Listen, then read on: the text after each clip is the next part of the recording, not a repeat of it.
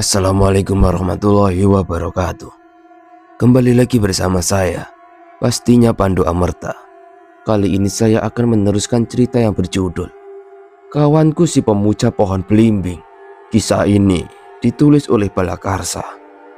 Dan yang baru datang di channel ini, jangan lupa untuk mengklik tombol subscribe dan lonceng notifikasinya, biar kalian gak ketinggalan cerita-cerita misteri lainnya. Oke, gimana kelanjutan kisah ini? Langsung saja kita memasuki ceritanya. Kawanku si Pemuja Pohon Belimbing. Tahu? Apa yang kau tahu? Aku hanya menunjukkan apa yang aku lakukan karena aku ingin kamu tahu aktivitasku. Aku ingin kamu ikut denganku, seperti janji kita dulu, ucap Hamam tanpa ragu. Apa aku tidak salah dengar? Karena kamu masih mengatakan omong kosong. Janji? Aku tak pernah berjanji denganmu, Hamim. Aku hanya berjanji pada Hamam, bukan denganmu, yang mengaku sebagai Hamam temanku, ucapku sambil mencengkerap-kerap baju Hamam. Apa buktinya? Aku hanya menuduhku tanpa alasan.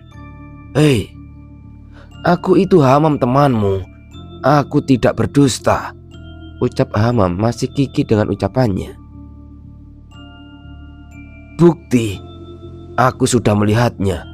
Hamam asli sudah mati di ruangan bawah rumah ini. Hei Hamim, berhentilah berpura-pura menjadi Hamam, ucapku dengan nada penuh emosi. Cukup, jangan kau ucapkan nama itu lagi, atau kau tak akan bisa berbicara lagi. Aku cukup sabar dengan apa yang kau ucapkan, Bal. Aku punya banyak penjelasan mengenai itu, jadi percayalah padaku. Aku adalah Hamam, jadi berhentilah menyebut nama itu. Abi, Umi, Mbah Sabdo, dan semua santri di padepokan Mbah Sabdo mungkin sekarang sudah membusuk di liang kubur. Apakah kau mau menyusul mereka? Jika aku adalah Hamim adikku, aku tak mungkin ingat siapa Mbah Sabdo, dan aku tak mungkin ingat tempat di mana Mbah Sabdo menyiksa adikku dengan begitu kejinya. Apakah kamu masih tidak percaya bahwa aku adalah Hamam? Ucap Hamam panjang lebar dengan nada yang lumayan keras, dengan tatapan kebencian akan masa lalunya. Ia juga terlihat meneteskan air mata. Hatiku sedikit goyah. Aku dibuat kebingungan. Hamam dengan jelas kulihat sudah mati dan menjadi mayat di ruangan ini. Tapi dari ucapan yang aku ragukan adalah Hamam masih ingat dengan akan kejadian pilu yang menimpanya. Ya, sebuah kejadian yang pernah Hamam ceritakan padaku saat di base camp pendakian. Ada sedikit penyesalan karena ucapan yang sudah keluar dari mulutku. Apa benar yang aku ucapkan tadi salah? Aku seolah dipermainkan dan dibuat bingung dengan situasi yang aku hadapi saat ini. Tiba-tiba, Bal, kamu temanku kan? Kamu ingat dengan janji kita kan? Kalau kita akan selalu tolong-menolong dan akan saling mendukung satu sama lain. Sekarang dukunglah aku, ikutlah denganku. Aku dan semua orang di sini akan memperlihatkan jalan yang indah yang belum pernah kau lihat. Aku berjanji padamu, Bal, ucap Hamam dengan nada yang menyentuh. Aku memang ingat janji itu. Aku seakan tersentuh karena ucapan itu. Tapi Hamam, ini sesat. Aku tak mungkin mengikuti hal yang menyesatkan, Mam. Bertobatlah, ucapku yang hampir terlena akan bujukan rayuan Hamam. Tiba-tiba Hamam tertawa karena ucapanku. Lalu, bertaubat? Tersesat? Lelucon macam apa itu? Sekarang aku tanya, apa itu sesat? Lebih sesat mana aku dari manusia di luar sana? Mereka berbondong-bondong ke tempat ibadah, bersujud dan berdoa ke arah kiblat. Tapi mereka tidaklah tulus. Mereka banyak mengharap sebuah pahala, bukan berkah dari sang kuasa. Ibadah sudah seperti kita bekerja untuk mengharap imbalan, bukan tulus untuk mengabdi pada Tuhan. Kamu tahu kan, semua manusia menginginkan nikmat dunia dan akhirat. Apa yang kamu lihat adalah salah satu nikmat dunia.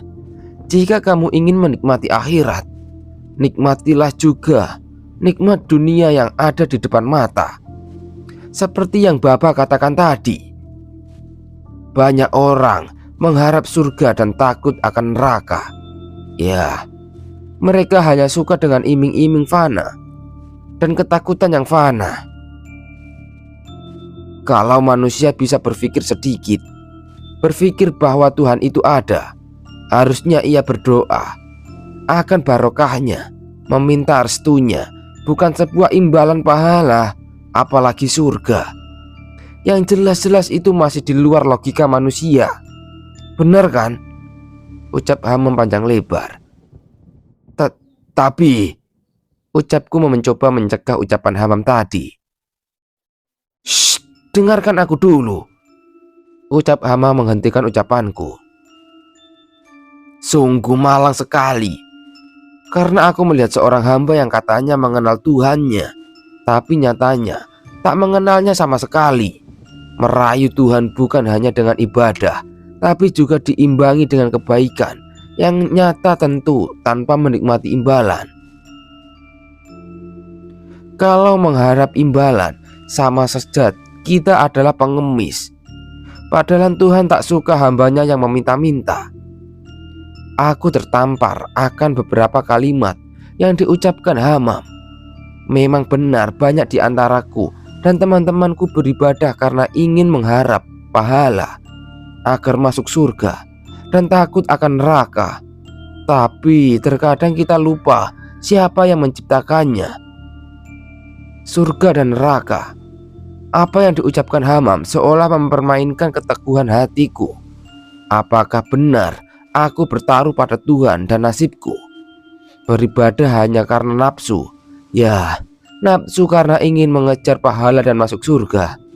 Keteguhan hatiku benar-benar dipermainkan oleh ucapan Hamam. Bicara apa kau ini? Ini bukanlah saatnya yang tepat untuk ragu. Aku yakin ini hanyalah doktrin yang diucapkan Baba, lalu diucapkan ulang oleh Hamam. Mam, aku tetap menolak. Maaf, aku tidak bisa mendukungmu, apalagi mengikutimu. Dengan keberanian tanpa ragu, aku mengucapkan itu. Hamam terlihat menghela nafas dan seolah kecewa akan jawabanku.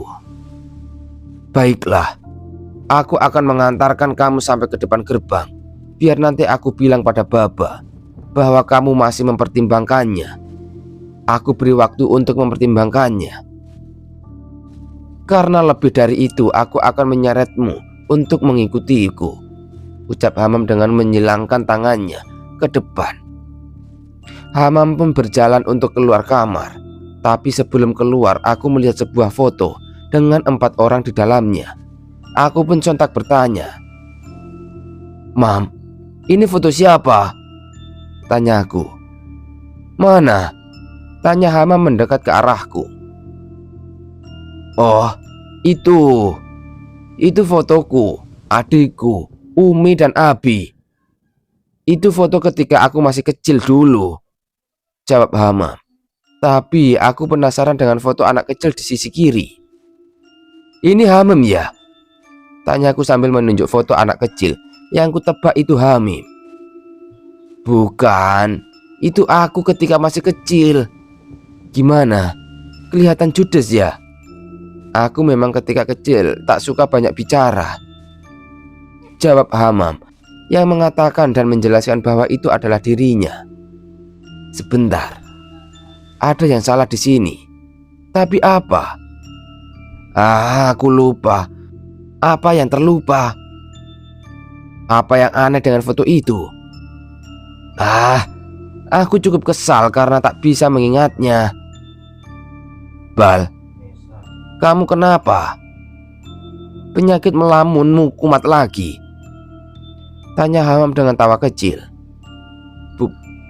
Bukan apa-apa. A- a- Ayo kita ke parkiran, jawabku.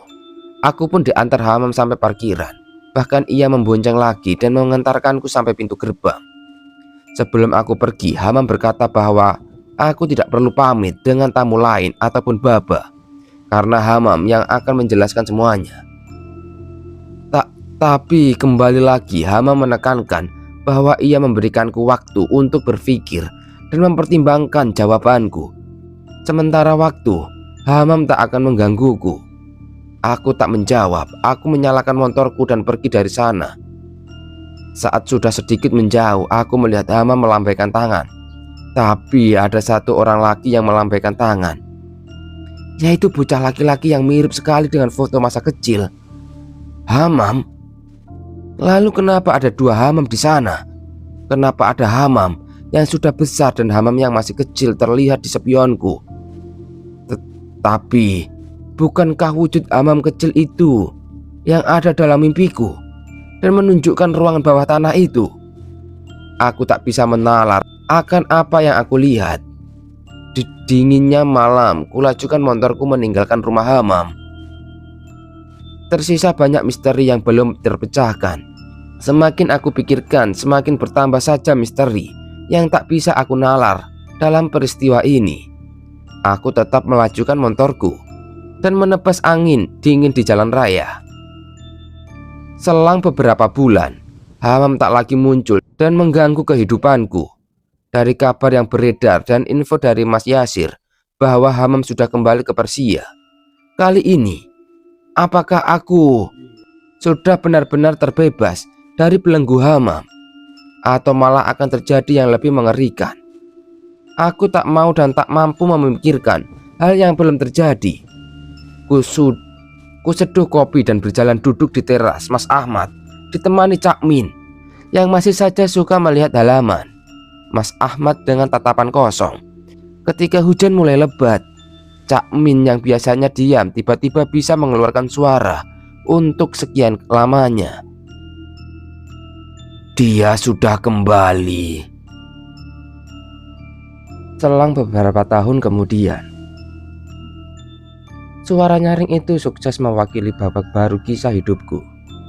Katanya bahwa Vespa ini sudah sampai di tempat pemberhentian. Membuatku merasa lega, sekaligus sebagai tanda sapa dariku untuk hari yang tak bersahabat. Gerimis mengguyur sebagian wilayah kota.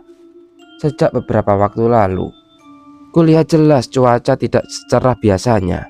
Suara kicauan burung yang bermain air hujan harusnya ada, tetapi sambaran kilat dan guntur malah merusak suasana. Bajuku tampaknya juga sedikit basah karena rintik air terus menetes, entah kapan berhenti. Kuparkirkan Vespa di tempat kosong, paling dekat dengan teras, lalu bergegas mengangkat tas untuk menutupi kepala dan berlari menuju rumah Mas Ahmad. Rupanya di sana sudah ada Cak Min yang berdiri menatap jalanan. Seperti biasanya, aku mendekat dan mulai menyapanya. Assalamualaikum, Cak. Tak ada jawaban sama sekali. Hening. Sebenarnya aku sudah menduga hal seperti ini akan terjadi. Tapi aku percaya meski lisannya tak mengeluarkan suara, hatinya pasti akan selalu menjawab salam dan sapaku. Tidak ingin menunggu lebih lama, segera kupapah Cak Min duduk di kursi ruang tamu. Aku coba menyuguhkan senyum terbaik meski terpaksa. Bukan untuk Cak Min, tapi pada diriku sendiri sebagai pemenang. Cak, aku izin tutup pintu dulu ya. Aku yakin dia pasti tetap diam, tapi tidak akan salahnya juga menawarkan. Barangkali gelengan atau anggukan jadi jawaban yang membuatku merasa sedikit baikan. Aku berbalik arah, berjalan menuju pintu sambil menahan sedikit rasa sesak. Aku ingin mendesah berat, tapi kupikir sudah terlalu sering melakukannya hingga bosan. Sampai kapan? Gumamku sambil memegang kenop pintu. Hampir saja ku inap. Embusan angin sudah lebih dulu menerpa pakaian yang jujur saja membuatku kembali menggigil kedinginan. Sepertinya hujan akan turun cukup lama hari ini, kataku dalam hati usai menutup dan mengunci pintu. Ya, tapi tak apa. Begini juga lebih baik. Embusan angin kencang terus datang seolah tak ingin berhenti sampai menggoyangkan selambu biru kusam di samping tubuhku. Aku mengerenyit heran. Sekencang itu kekuatan angin sampai-sampai jendela yang tertutup rapat pun berhasil ditembus. Ekor mataku tidak sengaja menatap keluar saat selambu itu lagi-lagi tersikap. Aku terpaku ke arah seseorang pria berkemeja hitam di seberang jalan yang sedang melambaikan tangan. Siapa dia? Gumamku. Aneh sekali. Apa sebelumnya aku pernah bertemu mereka? Seketika merinding menggeranyangi seluruh tubuhku. Sebisa mungkin aku pura-pura tidak tahu, tapi percuma saja. Sosok itu pasti sadar kalau aku bisa melihatnya. Terbukti ketika dia menyeringai ke arahku. Gumamku sambil menunduk karena sedikit ragu. Kenapa, Bal? Tanya Mas Ahmed menepuk sebelah bahu, mengagetkanku. Bukan apa-apa, Mas, jawabku gagu. Tadi cuma ini, benerin selambu. Kasihan Cak Min, pasti kedinginan. Anginnya kenceng banget. Ya, gimana nggak curiga? Mas Ahmed saja sadar kalau aku terlonjak, pikirku. Mas Ahmed tidak percaya, tapi beliau sepertinya juga tak penasaran atau bertanya lebih lanjut. Dia merangkul pundak, kemudian hendak mempersilahkanku duduk. Ya sudah kalau begitu, silahkan duduk. Aku mengangguk melangkah ke salah satu sofa di sebelah Cak Min. Tapi tunggu dulu, Bal. Saya mau tanya, kamu pernah lihat seseorang yang pakai pakaian sebelah hitam sambil melambai-lambaikan tangan? Kalau kamu lihat, segera beritahu saya, karena kalau seseorang itu sudah ada, berarti lokasi kita sudah diketahui oleh mereka. Aku menegang, tubuhku rasanya seolah mati rasa, dingin dan sulit untuk digerakkan. Bahkan berucap satu kata pun aku tak mampu. Perkataan Mas Ahmad membuatku termangu. Bodohnya lagi, ekor mataku malah mencuri-curi pandang ke arah selambu, berusaha menerawang apa yang ada di balik sana. Mereka siapa yang dimaksud Mas Ahmad? Apakah? Tanyaku dalam diam, ragu menjawab. Bal, jangan bilang kalau kamu sudah melihatnya. Mas, tidak, kamu tidak perlu repot-repot menjelaskan ke saya. Sorot matamu itu sudah jelas menggambarkan semuanya. Iya kan? Begitu pertanyaan itu dilontarkan padaku, otakku langsung riuh, bersahut-sahutan menjawab kecurigaan Mas Ahmad. Tapi kenapa mulutku terasa terkunci? Aku masih tak berani berkata bahwa sudah bertemu dengan Baba, yang mungkin seorang imam besar dalam sekte mereka. Mas Ahmad mencekram kedua pundakku, menatapku seolah ingin mendapat kepastian, dan aku yang pasrah hanya bisa menganggukkan kepala. Sudah kuduga, cepat atau lambat ini semua pasti terjadi. Mas Ahmad langsung terduduk lemah dan menutupi wajahnya. Aku tetap diam. Memang apa yang akan terjadi jika aku sudah melihat orang dengan ciri-ciri seperti itu? Namun begitu kutanyakan, Mas Ahmad langsung berdiri dan berkata pelan dengan nada kurang meyakinkan. Ini bukan waktunya cerita. Saya mungkin akan menjelaskannya lain waktu. Cerita detailnya bagaimana? Iya Mas, saya paham. Meski aku tampak tenang, tetapi kedua tanganku mengepal erat, menahan rasa gemetar. Begitu mereka semua terlihat sama. Yang membedakan hanyalah pancaran dari sorot matanya. Itu pun aku bisa pastikan karena aku pernah bertemu mereka. Ya, saat aku diundang ke rumah Hamam. Aku mendengus. Ini mungkin sudah waktunya, dan kemarin aku sudah berjanji pada diriku sendiri. Bahkan aku tak akan melibatkan Mas Ahmad lagi dalam urusan ini. Hamam juga berjanji tak akan melibatkan orang terdekatku, meskipun berat. Aku akan menerima konsekuensi dan segalanya sendiri. Tapi ketika aku masih sibuk bergelut dengan pikiranku, tiba-tiba, "Ayo segera pergi dari rumah ini jika ingin tetap hidup. Waktu kita tak banyak," seru Mas Ahmad dengan nada terpaksa. Tapi sebelum kami berniat pergi, ada suara dobrakan pintu yang terdengar berulang kali. Sampai brak, brak. Aku tersentak. Dobrakan itu tentu tidak jauh dari tempat kami berdiri. Suara dobrakan itu menambah rasa gelisah sampai rasanya terlalu panik dan sulit bergerak. Mas Ahmad pun sangat khawatir. Karenanya, semua terpancar dari kegelisahan yang terlukis di raut wajahnya. "Ayo, cepat, tidak ada waktu lagi," ucap Mas Ahmad sambil menggandeng Cak Min menuju bangunan samping guna menaiki mobil. Bodohnya aku malah terpaku membayangkan sesuatu yang sama sekali tak kuharapkan. "Bal, jangan malah melamun. Kita dalam bahaya ini. Saya mau antar Cak Min masuk ke mobil dulu. Nanti kamu menyusul pakai motor ya. Saya tunggu di gudang samping." Aku mengiyakan dan langsung bergegas menuju motor yang ada di halaman depan. Panik masih terus menyergap. Aku memikirkan cara agar tak sampai ketahuan. Haruskah aku mengendap-endap? Tapi mereka pasti menyadari keberadaanku karena jarak kita terlalu dekat. Siapa peduli? Terlalu banyak pikiran justru tidak akan menyelesaikan masalah. Lebih baik aku coba cara itu saja. Yang penting bisa lolos saja udah syukur. Prak! Debuman terdengar semakin kencang. Ini bukan lagi gedoran, tapi gebrakan. Aku mulai mundur perlahan, menatap daun pintu yang terlihat sedikit retak.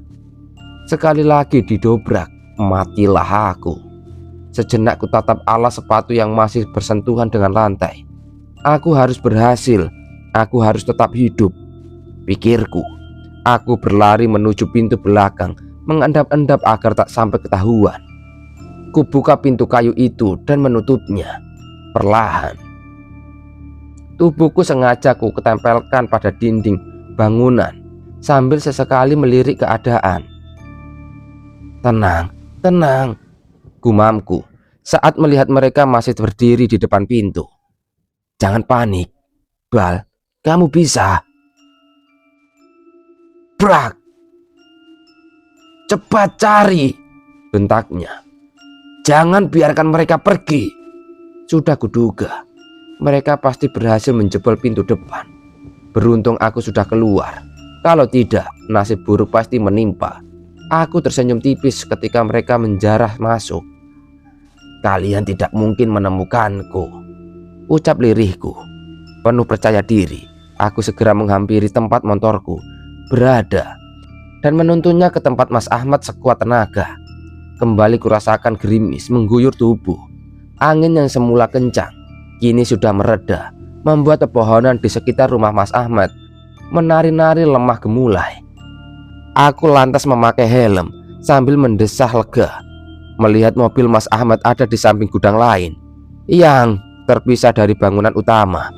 Aku melambai pada seseorang di balik kaca mobil, membuatnya sedikit terbuka. "Mas Ahmad," panggilku pelan. "Bal, ikuti mobil kami dan jangan pernah berhenti apapun yang terjadi," seru Mas Ahmad tegas. Pancaran raut panik masih tercetak jelas di Hana, membuatku juga ingin bertindak cepat. "Iya Mas," hanya itu yang bisa aku ucapkan karena semua tampak cemas. Kaca mobil tertutup rapat. Segera mobil 4x4 Mas Ahmad melaju meninggalkan rumah, diikuti motor mesin kananku yang terus ada di belakangnya. Ketika hendak melewati gerbang, beberapa orang dengan pakaian dan payung serba hitam sudah lebih dulu datang menghadang. Aku tersentak melihatnya dari bagian belakang sambil mencondongkan tubuh. Pikirku kalut. Menerka apa yang akan dilakukan Mas Ahmad pada orang-orang itu? Mas Ahmad tidak mungkin membunuh. Belum saja aku selesai bergumam, suara dentuman yang beriringan dengan tulang patah terdengar keras berulang-ulang. Krak, krak. Wong gendeng. Aku langsung merinding usai mengumpat kencang sambil terus mencengkram erat setir motor. Bodohnya, aku juga melakukan hal yang sama, melindas satu persatu tubuh mereka tanpa ampun. Dan ku harap mereka langsung sekarat atau mati. Beberapa tulang rusak karena mungkin saja bisa patah, tetapi aku tidak peduli. Aku tak merasa ada dendam dengan orang-orang itu. Tapi kenapa badanku merasa mereka layak untuk mati? Aku menahan rasa mual melihat beberapa orang terakhir dilindas semakin kencang dengan 6 roda kendaraan. 2 milik Vespaku dan 4 lainnya dari mobil Mas Ahmad. Kali ini dengan mudahnya aku berjalan di atas lautan manusia sekarat. Bak melintas jalan makadam, bergerunjal tak jelas, mustahil jika mereka hidup. Tidak hanya patah tulang, leher dan tangan mereka bahkan ada yang sampai menyatu dengan aspal. Bahkan remuk sampai memperlihatkan isian daging dibalut kulit pucat putih, menimbulkan sensasi lelehan darah merah segar, bagai selai kue lava yang dibelah bagian tengahnya. Brak, brak, krak. Bukannya kasihan, aku malah tersenyum kecil melihat darah yang melukis aspal seperti tinta merah di atas kanvas hitam. Suara gas dan rem Vespaku terus beradu, melindas daging cincang manusia di atas aspal sampai beberapa bagian dari tubuh mereka menempel pada roda motorku.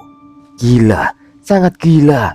Bukannya takut karena rekan lain sudah tewas, mereka justru makin mempererat benteng pertahanan. Beruntung dengan sigap aku masih bisa menghindari sisanya dan mengimbangi kecepatan laju motor Mas Ahmad. Buk. Beberapa orang benteng baru mulai berjatuhan dari langit. Bukan langit sungguhan, melainkan karena mereka terpelanting jauh ke atas lalu berjatuhan.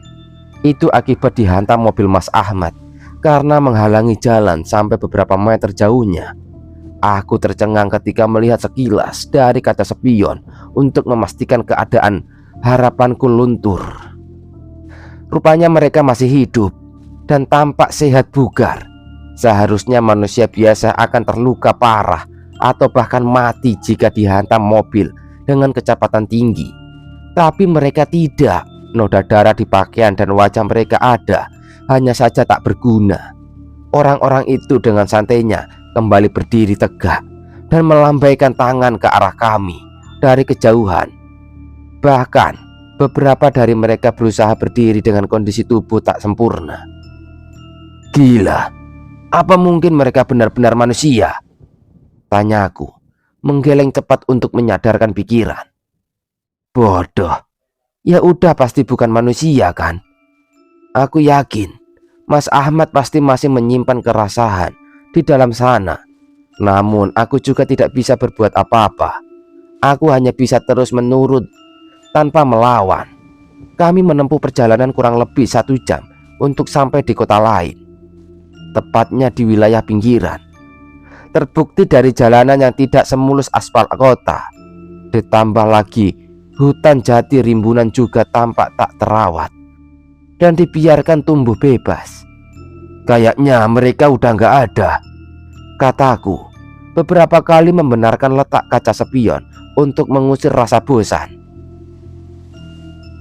Sekalian berjaga-jaga jikalau ada kemungkinan lainnya yang bisa saja terjadi. Aku terperanjat bagaimana bisa semua terjadi secepat itu. Beberapa mobil-mobil SUV mengejar kami dengan kecepatan tinggi dari belakang. Mobil Mas Ahmad semakin melaju kencang, sedangkan motor Vespaku yang kulajukan cukup tertinggal. Panik mulai kurasa, sadar bahwa mereka akan menyusul motorku. Terpaksa aku banting setir untuk memisahkan diri dengan Mas Ahmad memasuki jalan setapak kecil yang ada di kanan jalan. Beruntung mobil-mobil itu tak bisa mengejarku karena ukuran jalan tak mungkin mereka ikut masuk. Aku menghembuskan nafas lega.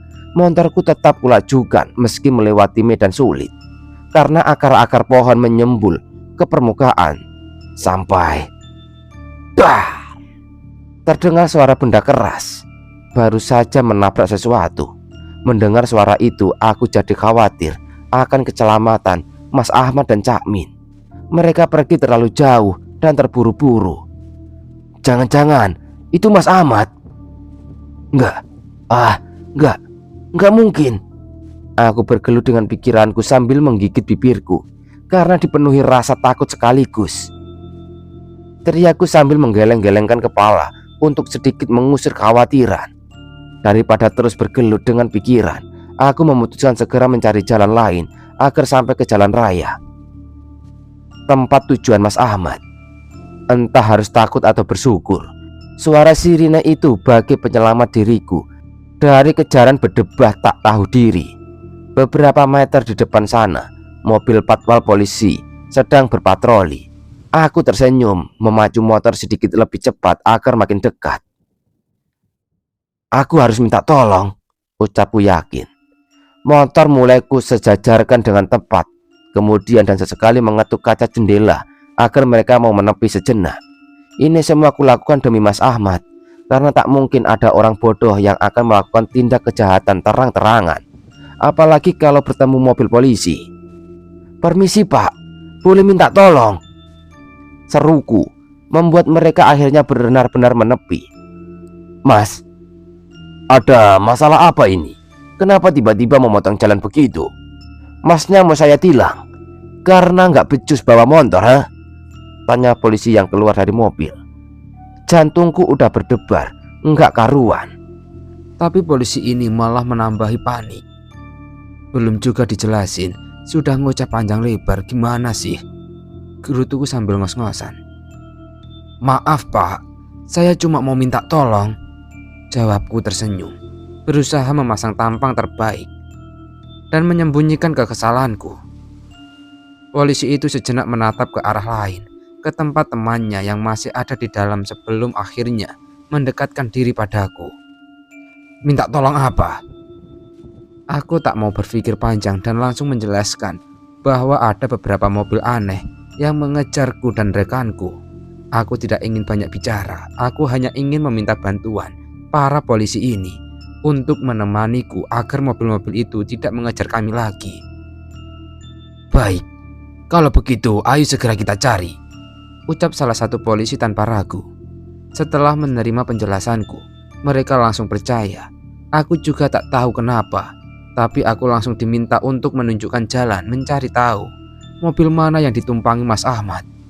Kami berkeliling memutari wilayah hutan jati, dan alangkah terkejutnya aku ketika mendapati beberapa mobil hitam sudah berhenti di bahu jalan. Diam, tidak ada yang bergerak sama sekali. Kabar baiknya adalah suara tabrakan tadi berasal dari bus yang menabrak pohon dekat jalan raya, mengakibatkan arus kendaraan ditutup sementara. Untung bukan Mas Ahmad. Aku mengusap dada lega, meski juga ada rasa iba dengan orang-orang yang ada dalam bus itu.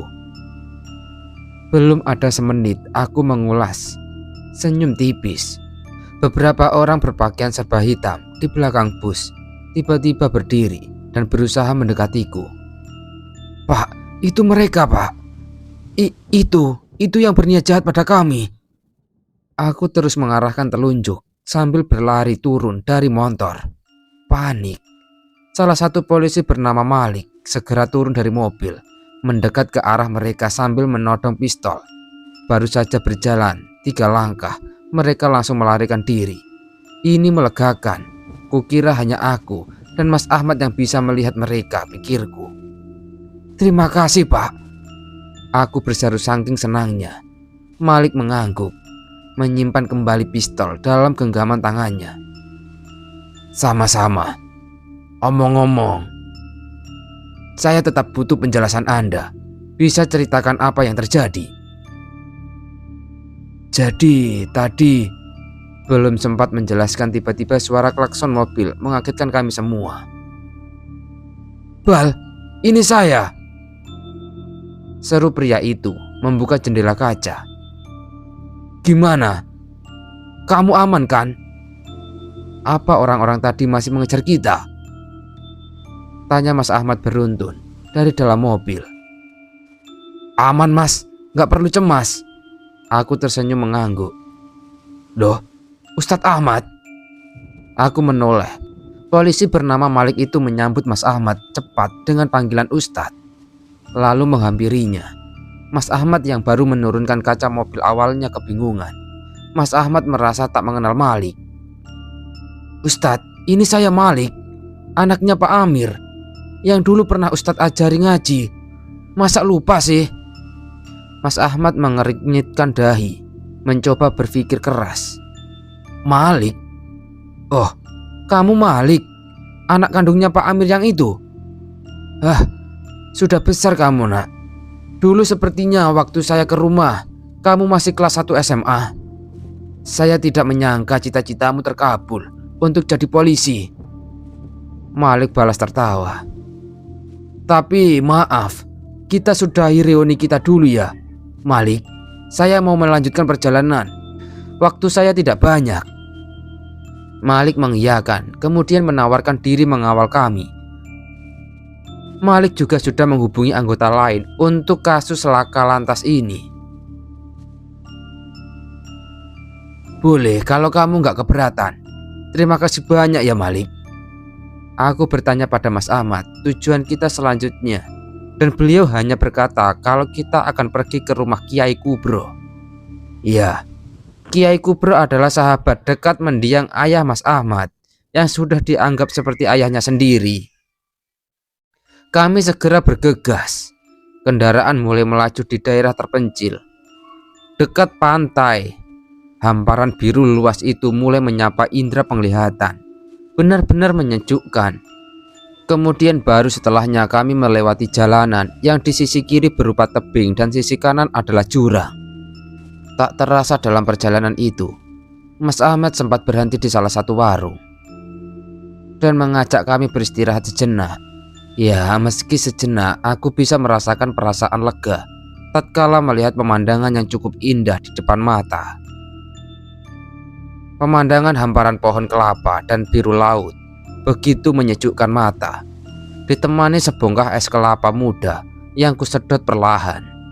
Damai, kata itu yang sejenak aku rasakan saat ini.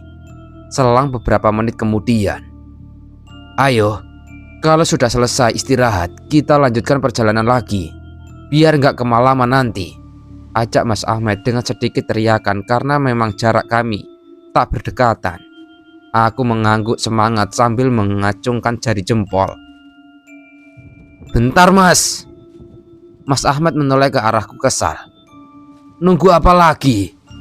Aku bergeming, tetapi sorot mataku telah memberi jawaban. Mas Ahmad mendesah berat. Ya, habiskan saja dulu, tapi jangan lama-lama, nanti tak tinggal baru tahu rasa kamu. Kami tertawa untuk sejenak melupakan kejadian buruk yang menimpa kami. Sambil aku habiskan es kelapa muda, sambil melirik ke arah salah satu teman polisi Malik bernama Jati. Menurutku gelagatnya aneh. Ya, tapi aku tak ingin terlalu jauh berprasangka. Ini mungkin sekedar perasaanku saja. Baru juga aku lihat nampaknya Jati datang tak diundang oleh obrolan kami berdua, melontarkan banyak pertanyaan dan menganggap bahwa kami hanya menyita waktu Jati dan Malik, padahal mereka sedang bertugas. Sebenarnya kita mau kemana?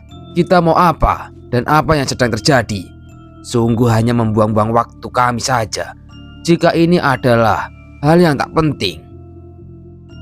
Kami bahkan tak diberi penjelasan secara rinci apa yang terjadi, karena kamu cuma bilang sedang dikejar para komplotan, lalu tiba-tiba Malik malah menawarkan bantuan.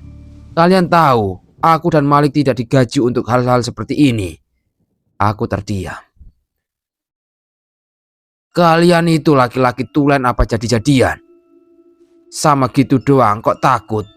Aneh. Cih, sial sekali hari ini. Bajingan memang. Lontaran kata dari Jati yang diakhiri dengan kata-kata kasar penuh kekesalan membuatku hanya bisa tersenyum. Kalian tidak berubah. Senang sekali makan gaji buta, ucapku lirih, tertawa kecil sampai tanpa sadar membuatnya kesal. Apa katamu? Jati tersulut emosi. Jat, sabar. Tolong sabar sedikit ya. Aku tahu kok kamu pasti bingung. Aku juga sama bingungnya denganmu. Tapi aku percaya Ustadz Ahmad akan menjelaskan semuanya setelah sampai ke tujuan. Tolong sabarlah sedikit lagi ya. Jelas Malik sambil memegang pundak rekannya guna menenangkan, tapi segera ditepis cepat.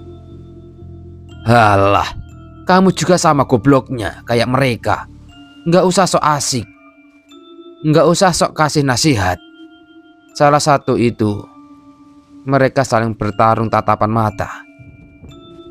Mas Ahmad menghampiri kedua polisi itu. Sebelumnya saya mohon maaf pada Mas Jati. Ya, apa yang dikatakan Malik benar. Saya akan menjelaskan ketika kita sudah sampai di rumah kerabat saya. Di sana saya akan menjelaskan tanpa ada satupun yang saya tutup-tutupi. Mas Jati bisa pegang ucapan saya, ucap Mas Ahmad mengeluarkan tangan meminta untuk dijabat. Tapi bukan menyambut tangan Mas Ahmad, Jati malah menepisnya kasar. Gak usah sok baik, singkirkan aja itu tangan kotormu. Ada tatapan tak bersahabat yang terpancar dari mata Jati saat ia berjalan dan memasuki mobil patwal. Namun kami hanya diam. Setelah peristiwa kurang enak itu terjadi, kami kembali melanjutkan perjalanan ke rumah Kiai Kubro. Baru berselang beberapa jam kemudian, lampu hazrat mobil Mas Ahmad menyala. Itu tandanya lokasi kami tak jauh lagi. Kalau tempat sembunyiannya lebih dalam dari tempat ini, mereka pasti nggak tahu, ucapku menoleh ke sekitar sambil sejenak menikmati kesejukan sesaat.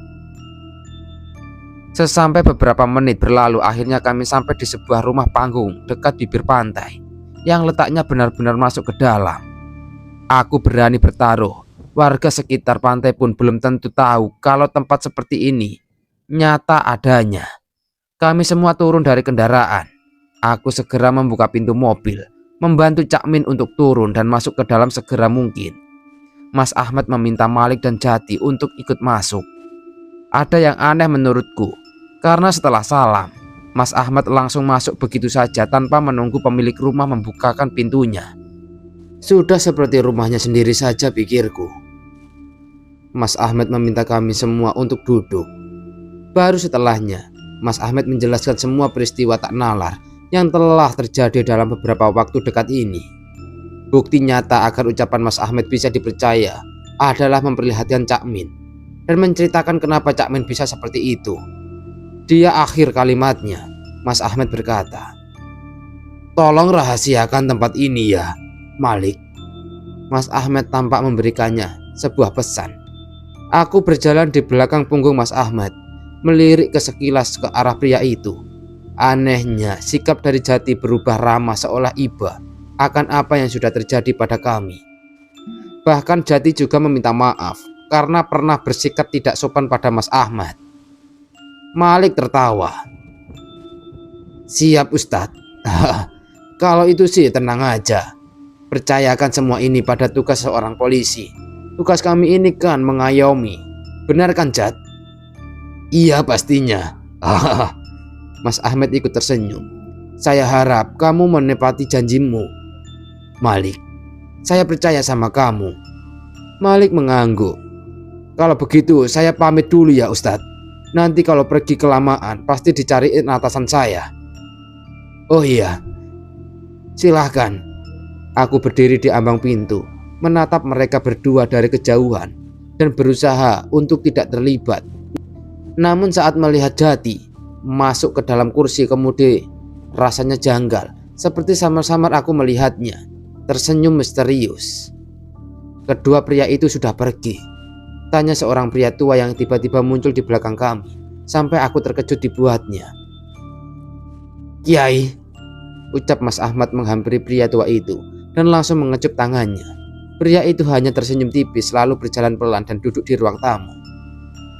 "Saya sempat mendengar ucapan kalian tadi," dia berkata. "Mau terima atau tidak, mau percaya atau tidak, belenggu Dajjal sudah sedikit terbuka. Hanya sedikit saja belenggunya terbuka. Tapi kemaksiatan dan sifat angkara murka sudah bisa kita saksikan di depan mata kita. Mungkin banyak manusia mencoba tak menerima dan menutup mata saat ini. Tapi lambat laun manusia matanya akan dibuka secara paksa. Dan disitulah kata penyesalan dan taubat sudah tidak ada artinya. Mau percaya atau tidak, kaum Khawarij, kaum Sodom, dan sifat-sifat Dajjal kini sudah muncul di muka bumi. Padahal hanya sedikit saja yang muncul ke permukaan. Tapi kenapa bisa separah ini?" ucap Kiai Kubro dengan nada cukup memprihatinkan. Dan yang membuat hatiku sampai tubuhku gemetaran adalah kata-kata terakhir yang diucap Kiai Kubro. Kenapa pria tua ini tiba-tiba berkata panjang lebar seperti itu? Apa benar akhir zaman sudah sedekat ini? Batinku nanar. Pria itu pun mengenalkan diri sebagai Kiai Kubro. Beliau meminta kami untuk beristirahat sejenak. Mungkin kami bisa bernafas lega dalam 1 pekan atau 2 pekan dari orang-orang aneh yang mengejar kami. Tapi tetap saja ucapannya yang barusan membuatku kepikiran. Selang sehari setelah tinggal di tempat ini, kami semua terbangun dengan rumah yang sedang dikepung mobil-mobil hitam mencurigakan mulai berdatangan dari luar rumah Kiai Kubro. "Apa ini? Cak Min, Mas Ahmad, Kiai di mana? Kiai Kubro? Mereka?" Mataku menatap menyelam pada seseorang yang datang membelah lingkaran kerumunan pria berpakaian hitam. Aku mendongak tak suka. "Hamam, mau kemanapun kamu pergi, aku akan tetap menemukanmu." Dia menyeringai. "Kenapa kamu melarikan diri, Bal? Tangkap aku kalau kamu bisa." "Tidak," seruku. "Di mana Cak Min, Mas Ahmad, dan Kiai Kubro?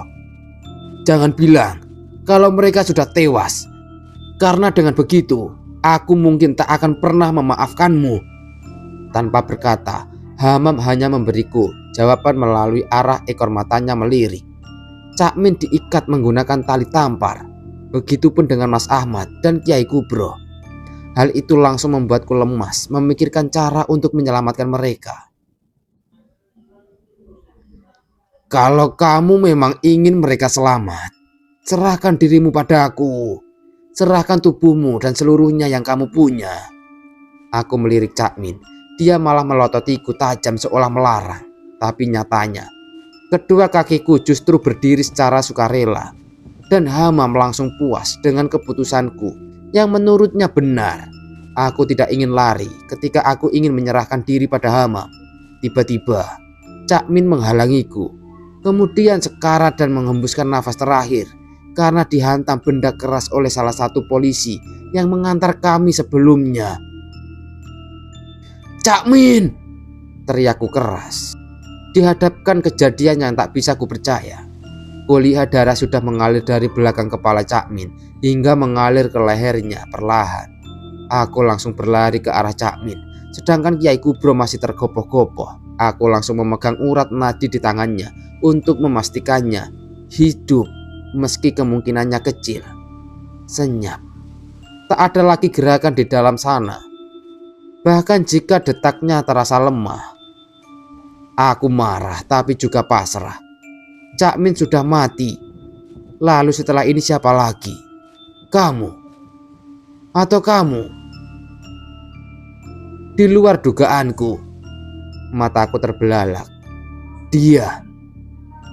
Seseorang yang pernah ada di antara kami bertiga. Aku tak bisa membendung air mata. Ini semua terlalu menyakitkan. Kulihat Mas Ahmad dan Kiai Kubro hanya memandangi jasad Cak Min pada akhirnya. Tak ada sepatah kata pun terucap dari mulut mereka berdua. Bajingan kau Jati, umpatku dengan tangisan dan penuh amarah. Tapi Jati malah tersenyum sambil memainkan tongkat yang ada bercak darah.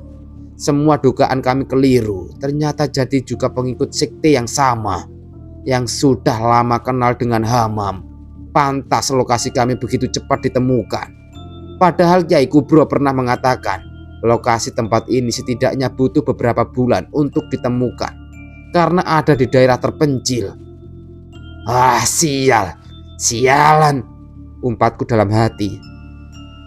Aku langsung memeluk tubuh Cak Min.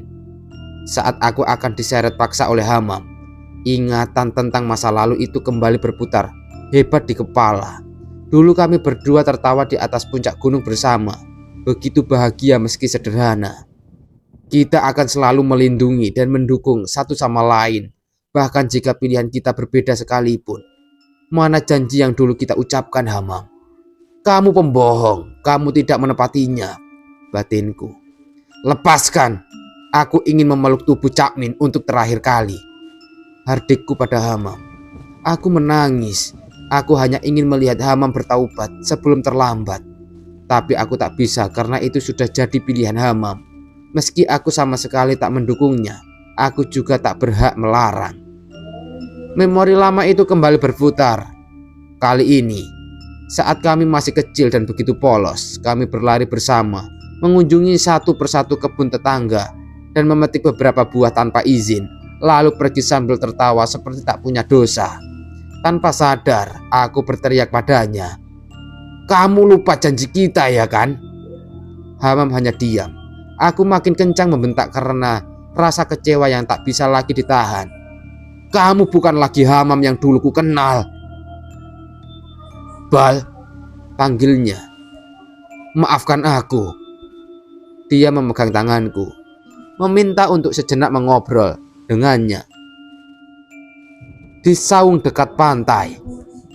"Maaf," tanyaku menangis sambil memeluk tubuh Cak Min. "Aku mau bicara. Ikutlah denganku sebentar saja," pinta Hamam dengan tatapan yang kulihat ada sedikit ketulusan. Dengan berat hati aku turuti permintaan Hamam untuk bicara dengannya. Di saung tua dekat pantai itu, Hamam memintaku untuk duduk di sampingnya. Ia tersenyum kecil entah karena apa. "Sudah berapa lama kita tak menikmati keindahan alam seperti ini berdua?" Aku sampai lupa kapan terakhir." "Gak usah basa-basi, cepat katakan apa yang kamu inginkan," ucapku memotong ucapan Hamam. Dia menunduk sejenak, lalu bercerita akan kemalangan hidup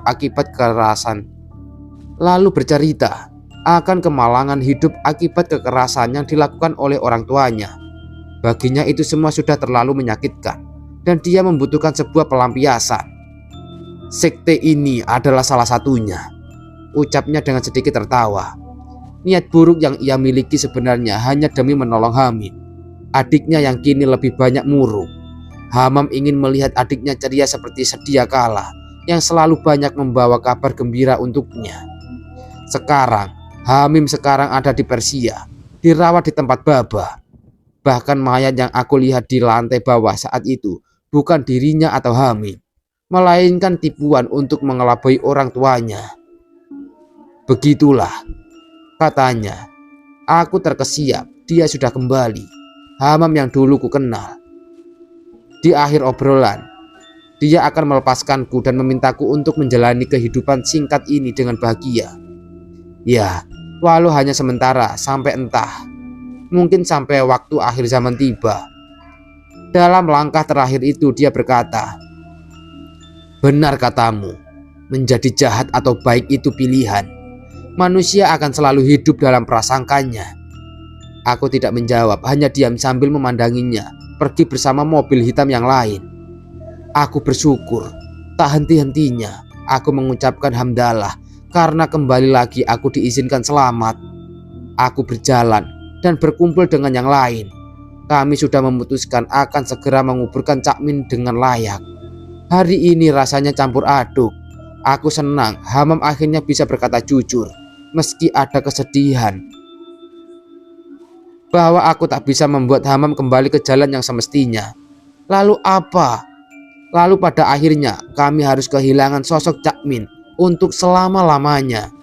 Setahun berlalu setelah insiden mengerikan itu. Ada beberapa kabar yang kudengar.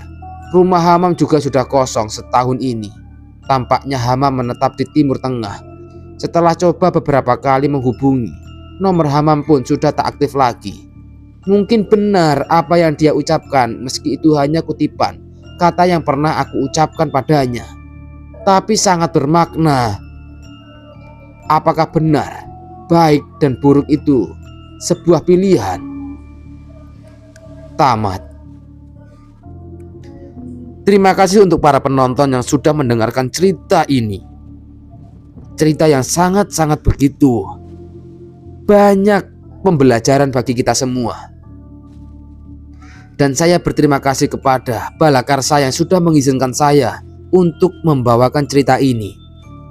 Semoga teman-teman semua bisa selamat dunia akhirat dan dijauhkan dari sifat-sifat Dajjal dan fitnah-fitnah Dajjal.